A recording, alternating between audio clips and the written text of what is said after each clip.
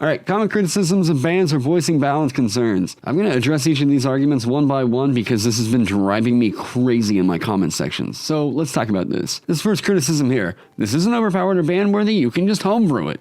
Okay, not every DM has the luxury or know-how to homebrew, or the critical eye for recognizing when a thing may upset gameplay. This can put off other DMs whenever you're saying, yeah, you just need to be good enough to know how to homebrew this. It's already an intimidating enough position, and I think it's really screwed up that so many people just expect new DMs to take this hat on. Can we please stop taking the responsibility off of Wizards of the Coast here for this? If they're going to promote Adventurers League as official play with a codified set of rules, then they can't keep pulling this whole these rules are optional bullshit when it comes to publishing material. AL DMs and players are expected to play within the guidelines set up by Wizards of the Coast, so this criticism is completely invalid. Just because your table isn't playing with these rules doesn't mean that every DM has the luxury of getting rid of this stuff at their tables. If you think that Twilight Domain is pretty out of line and you decided that you want to make some changes to make it available at your tables, alright, AL DMs don't get to just do those changes. It's Wizards of the Coast's job to polish their game and do final design. It should not be the responsibility of every DM out there to learn the engineering behind this game just to maintain sane play. So whenever I say that something is ban-worthy for reasons of power, I'm probably not concerned about your homebrew table. I'm thinking about an untweakable system.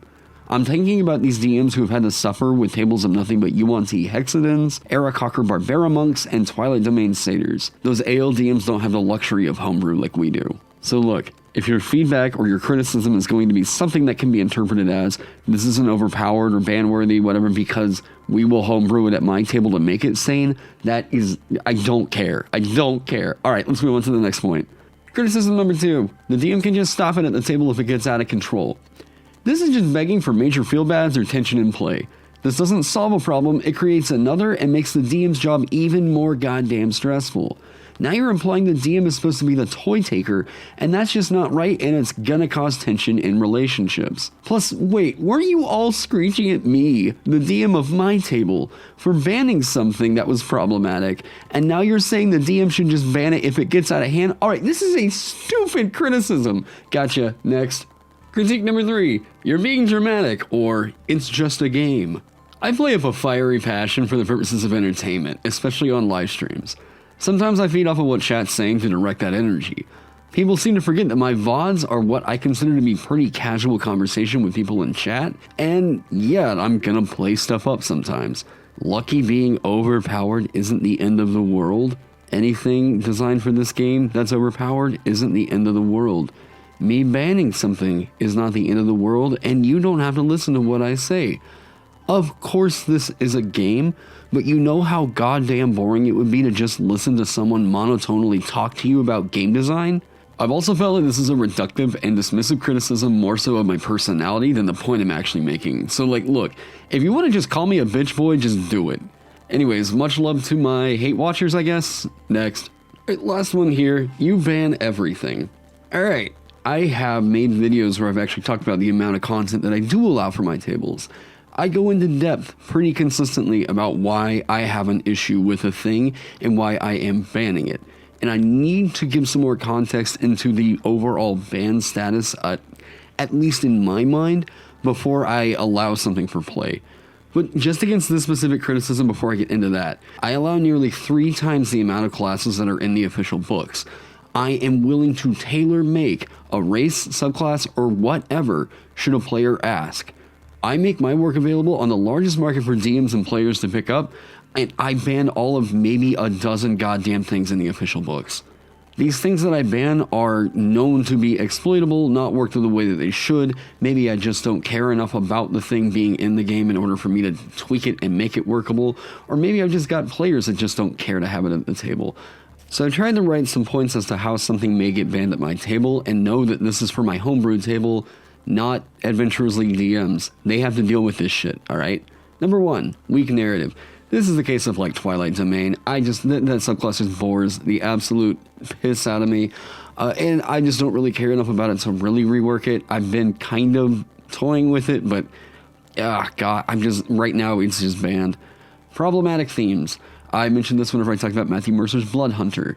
The self-harm narratives that happen in that, it's just Session 0 agreement with my table, we won't allow that one. Exploitable before changes. This is something that can't be fixed for AL, so just, again, making mention here, not every DM can fix this kind of thing, okay? But this would be the case of some of the exploits I mentioned in the past.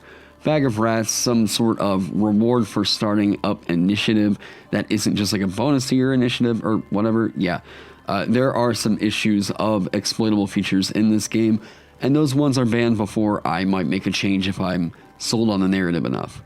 And then lastly, I've got overpowered before tweaks. If this is doing the main function of the class better than any other subclass that's around, I'm most likely going to ban it. Something that is so strong that it completely overshadows any other option, subclasses or whatever like these will remove meaningful choice. I can homebrew it later and everything, but really, should we have to homebrew for this game that goddamn much to make it to where like we have balanced options in it? I don't think so, and I think that we've all been kind of gaslit to think that this is just okay. Anyways, the things that I currently have banned: Clockwork Soul Sorcerer. I just don't get the narrative for this. It feels so Forgotten Realms specific. It is just not really going to work for my tables. I've made a mathematical quintessence sorcerer that borrows a little bit from this.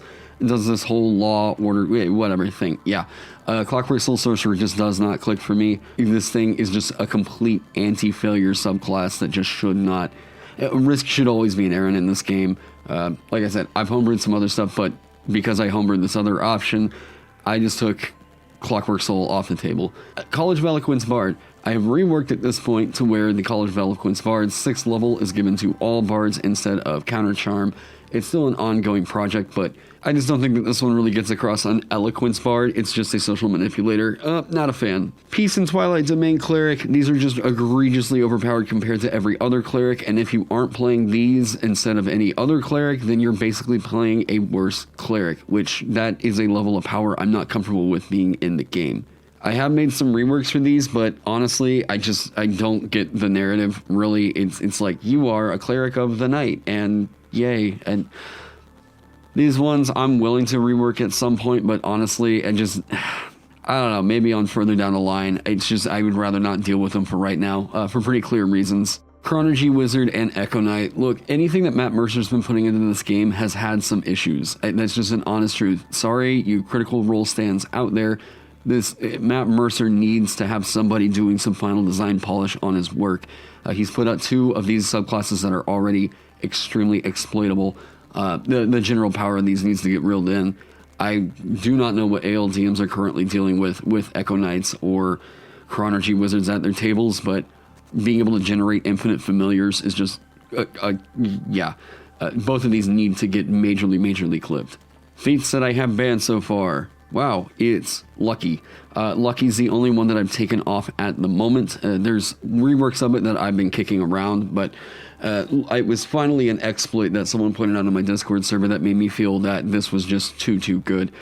This one needs to get severely reworked. It's not even a matter of, like, I don't like the narrative of it, right? It's also that I do feel like there's a mechanic in here that could be working this way. I don't believe should be working this way. That's why I've taken it off here. Deal with it. I don't know. Cry more. All right. Any other feats that I have banned? Not really. I think that Crusher, Piercer, and Slasher are just really super bland. If a character wanted to roll one of those up, I'd be like, I guess, but whatever. That's a personal taste thing for me. I did remove Warlock from the Magic Initiate feat, and God, I think that's really about it, honestly. And then with the changes that they made for Yuan T, Satyr, and Aarakocra, I no longer have those races banned at my tables. It was always the problem of it being not 30 feet of flight, but 50 feet of fly. I explained this a bunch of times, and yeah. And as far as spells go, look, like, I just don't give a shit about Silvery Barbs anymore. I think that it's a super weak narrative. I've heard plenty of feedback from other people that have said this thing is just extremely boring in play. It feels like it just removes risk. I'm just not going to deal with the spell. So I hope that clarified why I say what I say whenever I say that something may need to be banned in the game. I'm usually thinking about Adventurers League DMs, or I'm thinking about this is a thing that probably needs an adjustment to be on homebrew tables. Yes, I'm going to use the word ban. You can criticize me for it all you want. It's the strong word that reinforces basically what I mean.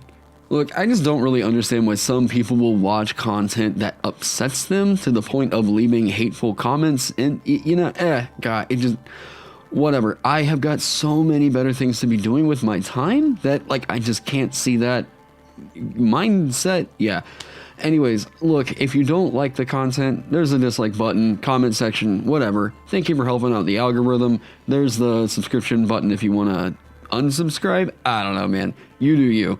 Anyways, much love to my Patreon sponsors. Thank you all so much for being here. I hope that you all are staying safe, staying healthy, and I can't wait to see you all in the next one.